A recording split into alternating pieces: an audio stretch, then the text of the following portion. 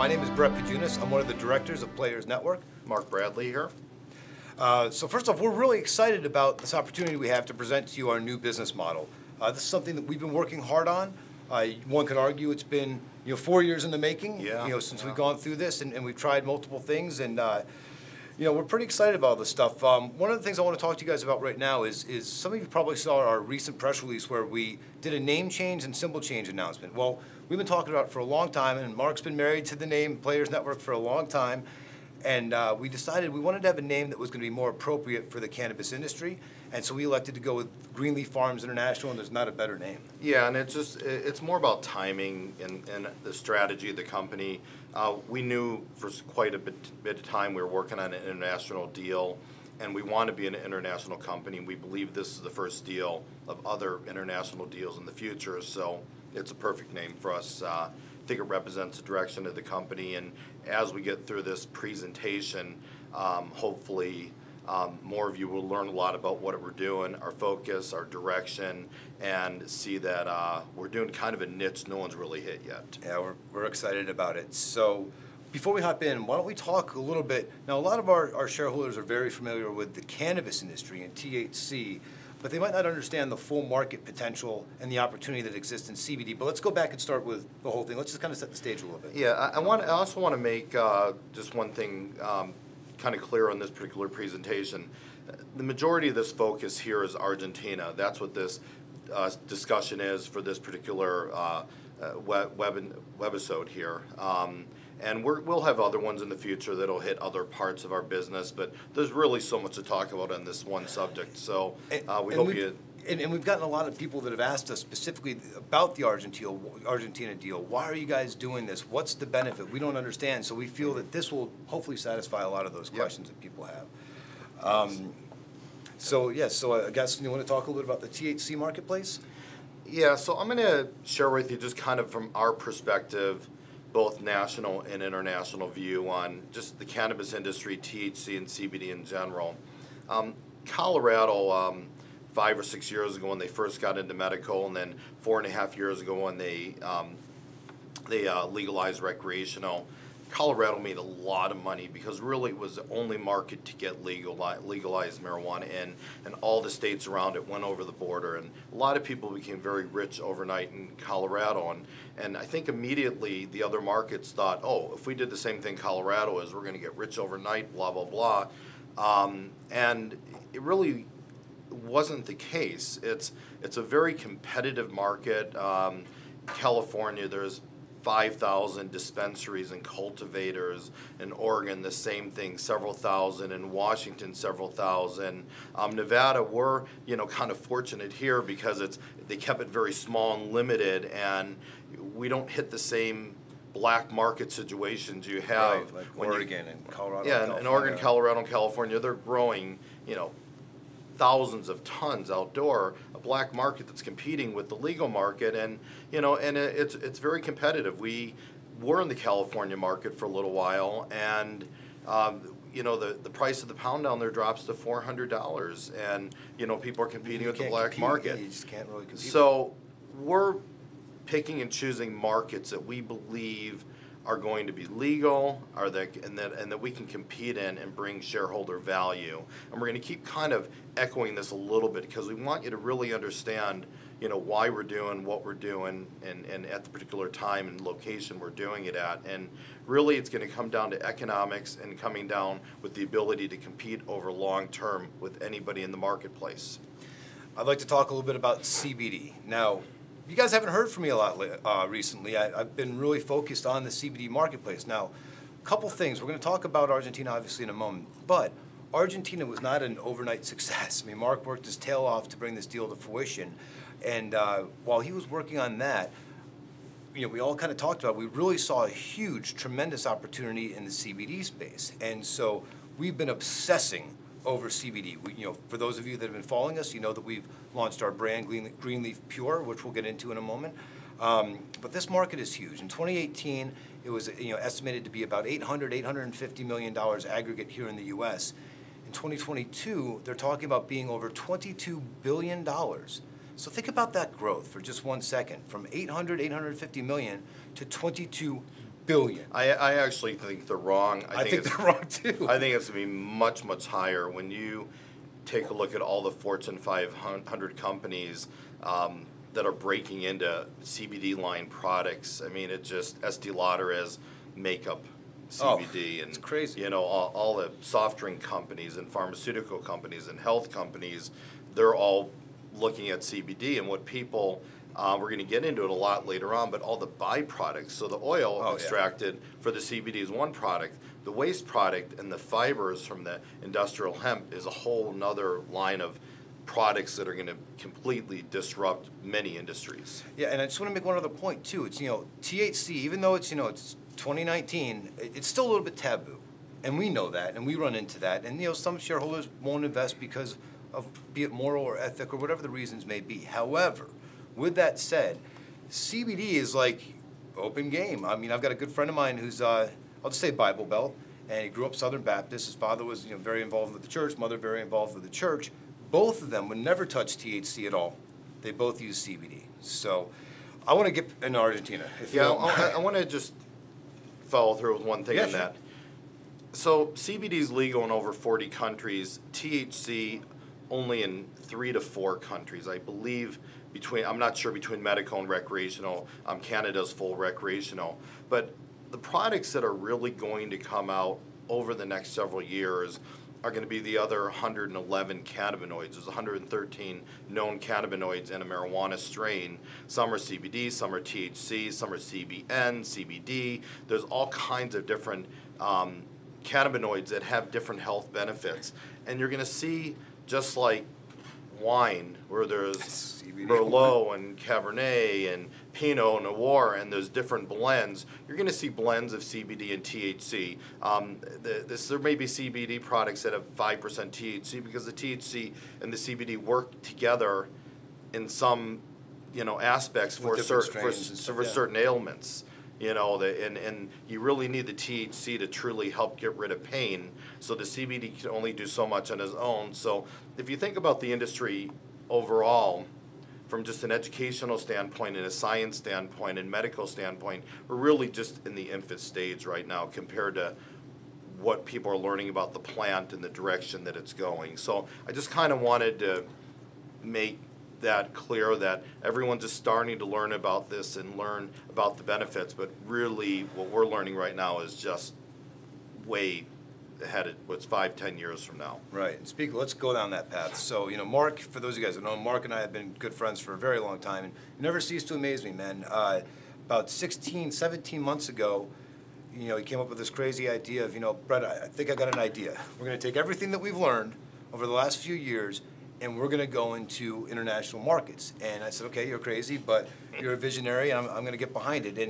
And he did one hell of a job cultivating, use the word cultivating as a pun, but you know, cultivating these relationships and getting us established. He went and looked at multiple markets, and came back with what I believe, hands down, is the most unique, the most lucrative opportunity in all of the cannabis space. So Mark, do me a favor, would you please tell everyone kind of like a story, kind of like a little past, present, how you got to put the deal in place and the people that you've met?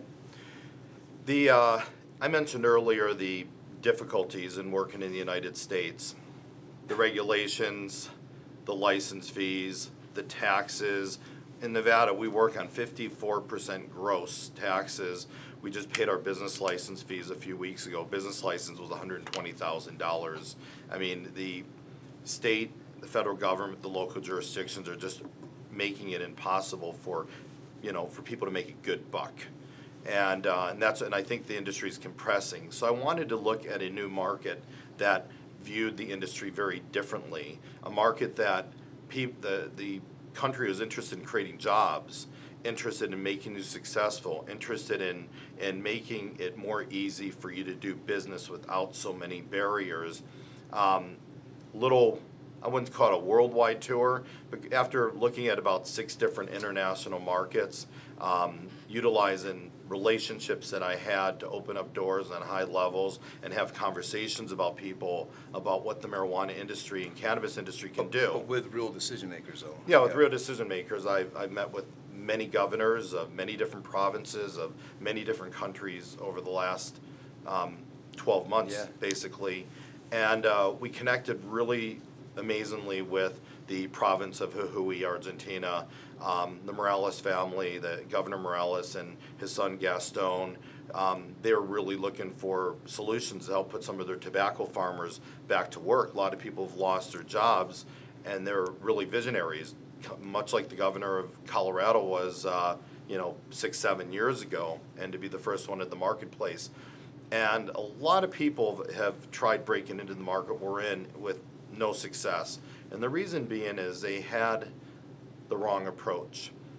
We presented them with a business plan and a proposition that just connected with them. It included education, it included job creation, it included medical benefits, helping people out in hospitals, clinical testing, really a whole array of things that we began on. It wasn't just one thing. It wasn't just, oh, you're going to come in and grow and that's it. No, no. It's a myriad of things. And a lot of people are saying, well, how are you going to do this? It's not legal in Argentina. Well, the products that we're creating right now are not intended to be for the country of Argentina, except on a medical basis of helping produce oil and doing the clinical testing. We believe eventually they'll be there. It's 44 million people, and we're the first to market. And when it's there, we're there. Imagine being in California, being the only grower, the only distributor and company in an entire market. Now, granted, the California has a lot more money than Argentina, but putting that aside, we created a partnership with the government, and I don't think anyone else has done that. I'm pretty sure we're the first company in the world that actually created a partnership with the government. In this industry, sure. Yeah, which means that their success is our success, and our success is their success. It's not one of these things like pay us a bunch of money, hit us a bunch of taxes, and we hope you're successful. It's like, we want you to be successful. What kind of resources do you need? So it's just amazing compared to the U.S. I mean, they're rolling out the red carpet for us, and all the obstacles that we run into here stateside, they just want to knock them down because they care about job creation. They care about further developing this. It's an amazing opportunity. Yeah, so after a fairly quick negotiation, what would have taken years to do in the U.S., we accomplished in a few weeks. Once we established the right partner, we entered an MOU, and from that point forward, we had certain steps to get to the definitive agreement, which we actually signed in December, but really wasn't official till just recently, because even though you sign a contract in another country, it has to go through a bunch of registration and legalese to actually translation to actually become an approved official document that's stamped by the federal government, and it's an amazing document. I'm really pleased with it. Yeah, well, thanks for giving that background, and now since that time, as you suggested, there's been different milestones and benchmarks that we needed to achieve to get to the next step. And why don't we go over that with the investor presentation? So sure. All right, we're going to kind of go through this with you at home. So, Greenleaf Farms, again, our mission is and will continue to be to create long-term shareholder value. We want to monetize different opportunities in the legal cannabis space as well as the CBD industry. What would you like to add to that? It's fine. Okay. Our corporate hierarchy, we're basically set up now where we have Players Network, which is soon to be Greenleaf Farms International, soon to be hopefully GLFI in the near term, stock symbol. And that's a holding corporation. Underneath the holding corporation, we have Greenleaf Farms that's going to handle all of our international deals as well as our national deals here in the United States. We have Greenleaf Pure, which we'll get into in length. That's our consumer-facing e-commerce CBD portal, our portal for CBD products. And then we have Weed TV, which is a media and marketing play for us to help promote and push all of our products throughout the world. Why don't you go on the next one where we talk about South America? Yeah, so in South America, there's only a few legal operations. There's a few people that have licenses in Colombia. Colombia, the product that has been coming out of it isn't really top-notch. It's really close to the equator. It's too humid. It's humid. There's mold problems. There's hard water problems. The product that's coming out of it is very medium level. So we're really not concerned too much about competing with anybody in Colombia. Down in Uruguay, it is 100% legal, but it's a very small market. People aren't growing on big industrial levels like they are even in the U.S. I mean, it's more backyard farmers kind of a deal, small greenhouses, really distributed within that local market. It's really not doing anything for the international market. There's really no other place. Chile and has a little bit of medical, only doctors subscribed, and Peru the same thing. In Argentina, it's not, like I said before, it's not even legal there. However, we are licensed and partners with the government to be able to produce both THC and CBD, all spectrum of cannabis. We're going to be doing full spectrum for importation, to other legal jurisdictions. And we're going to get into the business model a little bit down, but that's kind of an overview. We're really only one of a few people in the entire world that's operating in the entire continent. Yeah. So just to kind of frame things, we're on a 100-year-old farm. It's actually established in 1910. It's over 100-year-old. It's beautiful land. It's pure. It's organic. What I mentioned earlier about the U.S. markets and being competitive is eventually it's going to be a race to the bottom. We're not the first person to say that. I mean, all the analysts are saying, whoever's going to be able to produce the highest quality, the lowest price is going to win at the end of the day.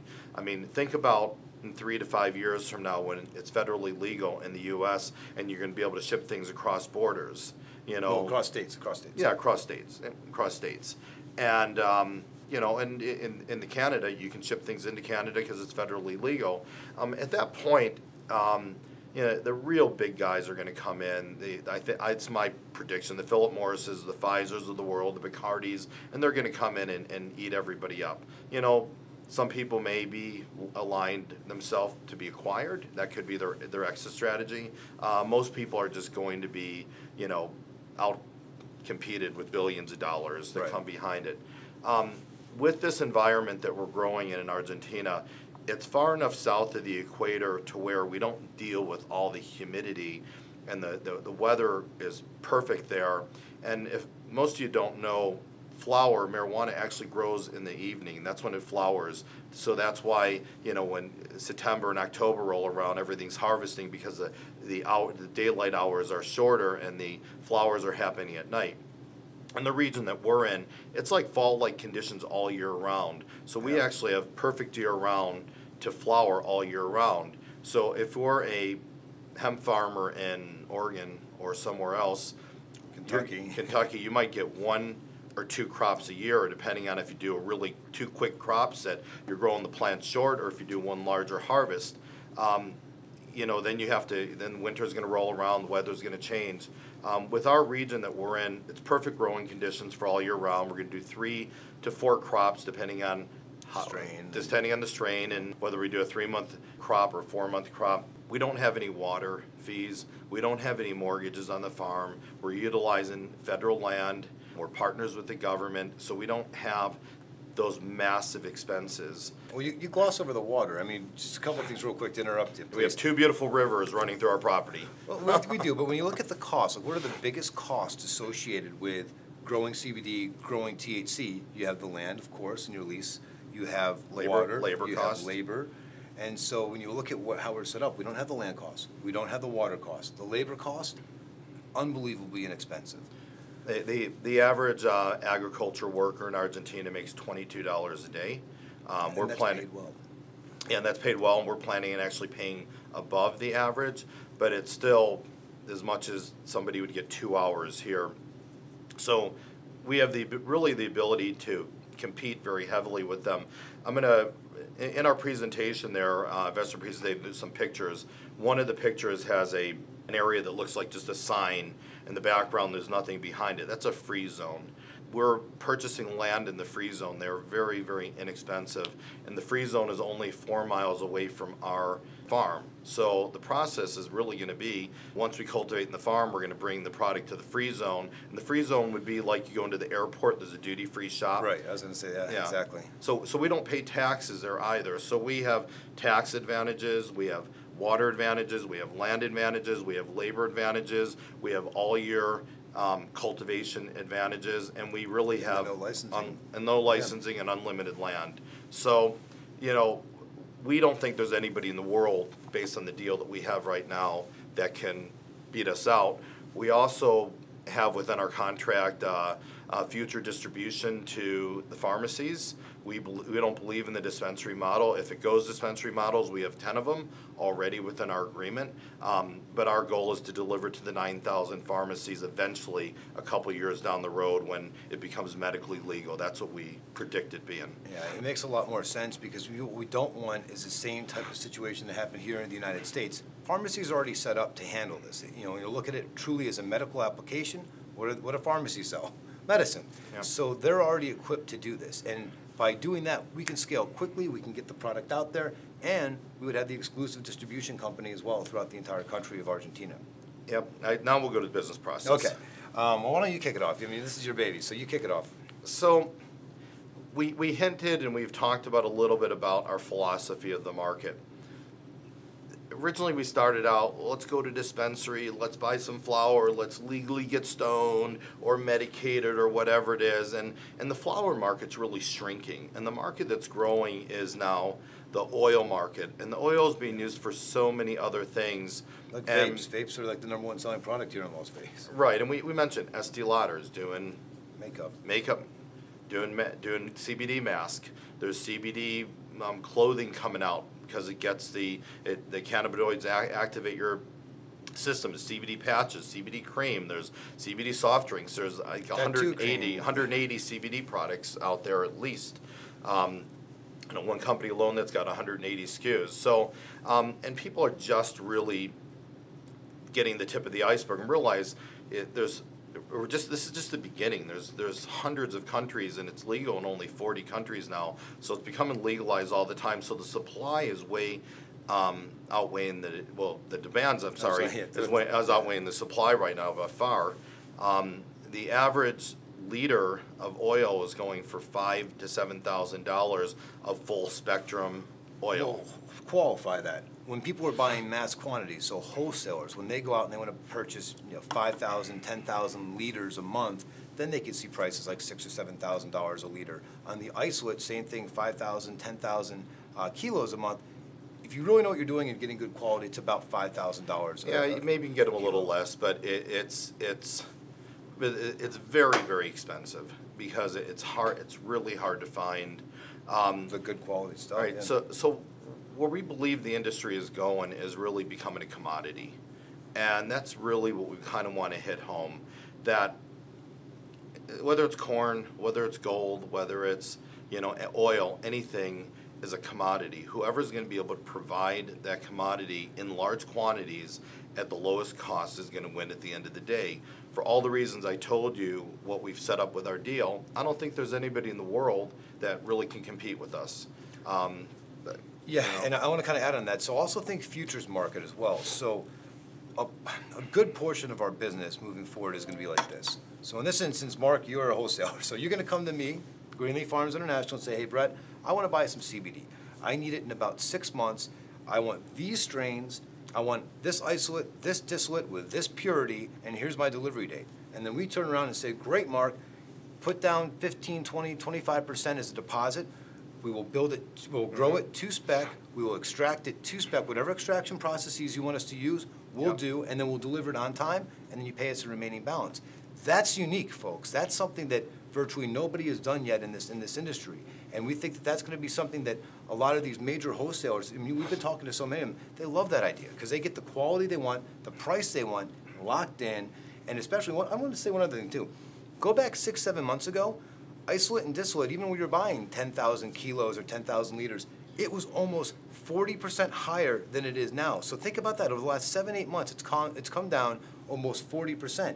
So these big wholesalers, they have to lock in that price, and we love it as providers of such. So, on the going business model? Yeah, we'll try to get to the business process again. So the seed is the first thing. We have had to jump through so many hoops with 7 different organizations: federal government of the U.S., federal government of Argentina, the Department of Agriculture, the Department of Homeland Security, the TSA, Customs, the National Guard in Argentina, putting together security plans. I mean, all to ship seeds. We're the first people ever in the world to actually do this. And genetics. And the genetics. And the testing for pesticides. Yeah, the genetics are extremely high. This was not an easy thing to do. It was very complicated, but took the cooperation of people that wanted to get it done. And that's why we're sitting here where we are. If someone else comes behind us and says, hey, we love your business plan, that's a great idea. Good luck. Good luck. Doing what we've done in 3 months, good luck trying to do it in a year. It's very, very complicated. So let's start out with the seed. We have the seeds. The seeds are going to be germinated. They're going to be put in small pots, little 3-inch pots, grown about that tall, hundreds of thousands to start out. Then we're going to be creating seeds out of our own genetics. They'll be planted in the fields. The fields are going to grow just tall, like corn, like wheat. When they become flower. I was going to add to that real quick. So when we do that, our first run, we're trying a lot of different strains, a lot of different genetics to see what exactly is going to grow well and how long it's going to take, so that when we implement our futures / commodities business model, we actually have a good gauge. Yeah, we're bringing the best genetics that we can find in many different markets, and certain things might grow great in one market and they may not grow good in the other. So we're doing a lot of small half-acre and acre-sized test plots. Depending on what happens in the test plots, then we're really going to scale up toward the end of the year in a very meaningful way. Already plowing the fields, getting ready. We already have security in place. We have lighting in place. We have camera systems. We have surveillance. We have guard shacks. Internet. We've upgraded the power in the whole area, and we've done a lot of work already to lay the groundwork down. The fields are being prepped right now as well. We're prepping like 15 acres to start out. That's already literally done right now. So once you grow the biomass is cut down, it's extracted. Once the extraction is done, 2 things happen to it. The oil that's extracted out of it goes to the lab.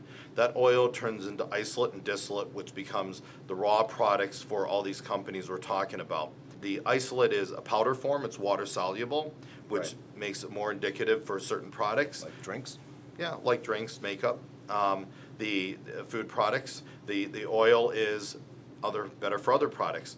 Now, what happens to all the waste that comes out of it? Normally, people just throw that away, but because of the strong fiber that comes in the cannabis plant, it's going to create a whole new industry. There's 13 different industries we've actually identified in our business plan. Doesn't mean we're going into 13 markets, but it means we're going to be supplying oil, distillate, and bio-waste to these markets. So the bio-waste is going to go for textiles. It's going to go to create hemp concrete. It's going to go into construction to replace like drywall. There's a lot of different things the fiber waste is going to be used for. We don't know what the business model is yet. If someone wants it, and they're going to do good for the world, we'll give it to them, haul it away. And of course, our farm will be sustainable. So we'll utilize these own products to help build out, the 33,600 acres that we have. Absolutely. The oils go into the medical market, the healthcare market, other markets. So this is just the tip of the iceberg. You're going to see a lot of things being done with the cannabis industry. If most of you don't understand the history of the cannabis industry, in 1936 it was available in pharmacies. It was hurting the cotton industry because it was being used for clothing way back in the 30s. And the paper. And it hurt the paper industry and the lumber industry. That's why it was shut down in the first place. So all those uses we've known for 100 years. Yeah. And more. And they're coming back into play. But that's our basically our business process. Brett's going to take you through the what we kind of look at being our revenues. Our revenue model, yeah. So as we talked about, the average price, when you're buying quantity as a wholesaler for isolate and distillate, let's just say it's between $5,000 and $7,000 a kilo to a liter. All of our numbers we factored at $2,500 per kilo and liter, both the same. So I want to break this down in simplistic terms, and we have this in our investor presentation on slide number 10.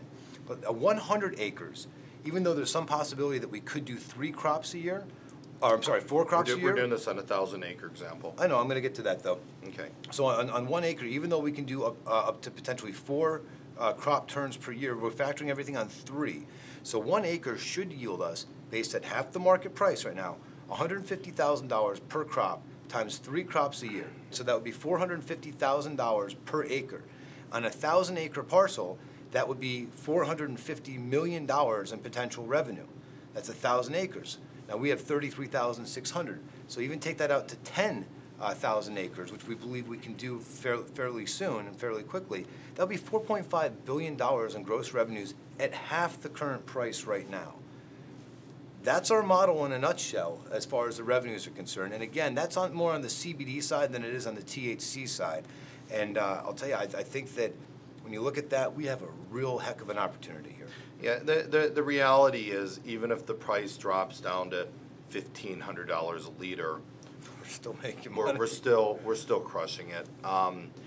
Again, we know what the other markets are like. We know what the cost is to operate. We know what the cost is to produce a liter. We're producing it at a much lower cost than anywhere in the world. Right, because other people, they'll hit a floor as to where their cost will be, and they won't be able to get below that. We can break through that floor. Yeah, so long-term sustainability of creating this as a commodity and competing in a worldwide market, I don't think anybody can compete with us that I've seen yet. Right. And we don't think we'll be the only people. We think there'll be more, but we certainly have a head start into the market. Can we jump ahead? Yeah, sure. All right, so I want to talk about Greenleaf Pure. So Greenleaf Pure is a concept that we've been working on. We've done all this in-house. We're really excited about Greenleaf Pure.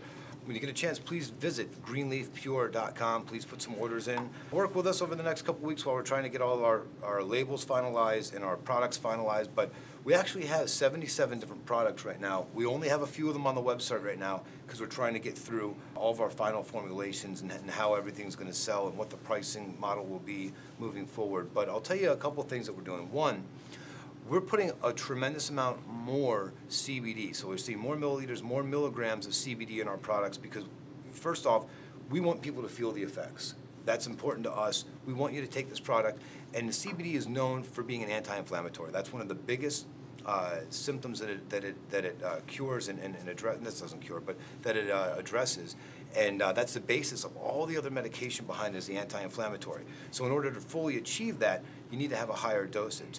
The quality of our products are bar none awesome right now. Right now, since we don't have Argentina up and running, we are sourcing products through the best of breed companies that we can find, highest quality CBD.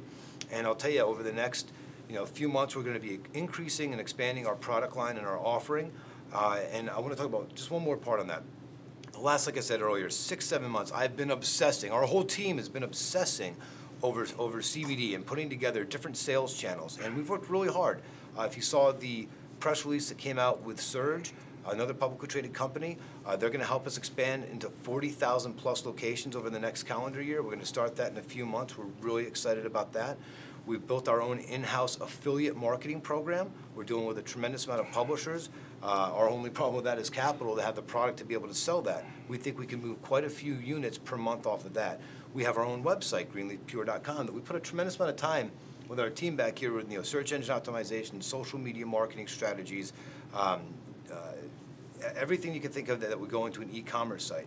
And then the influencers. We have a large group of people that we're working with now that are known cannabis influencers to help us push our products and bring awareness to what we're doing.